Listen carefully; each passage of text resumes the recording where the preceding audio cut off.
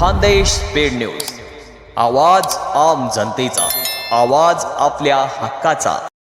शिरपूर तालुक्यात गुटखा माफियांचा व्हीआयपी प्रवास। लक्झरी बस बनल्या गुटखा तस्करीचे अधिकृत वाहन। याबाबत सविस्तर वृत्त असे की महाराष्ट्र राज्यात गुटखा व सुगंधित तंबाखूवर कडक बंदी असतानाही राष्ट्रीय महामार्गांवरून लक्झरी बसद्वारे प्रतिबंधित मालाची खुलेआम वाहतूक होत असल्याचा धक्कादायक प्रकार शिरपूर तालुक्यात उघडकीस आला आहे।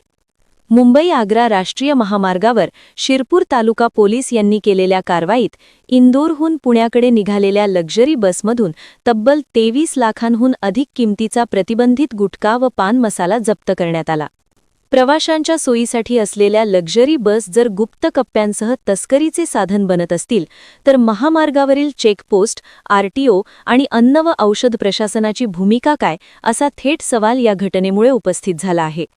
तस्कर निर्धास्त आणि यंत्रणा निष्क्रिय का, हा प्रश्न आता जनतेला पडला आहे। शिरपूर तालुका पोलिसांच्या ह्या कारवाईने तस्करांचे धाबे दणाणले असले तरी फक्त कारवाई पुरेशी नाही, गुटखा तस्करीला संरक्षण देणाऱ्या संपूर्ण साखळीवर कठोर घाव घालण्यात यावा अशी जोरदार मागणी नागरिकांतून होत आहे।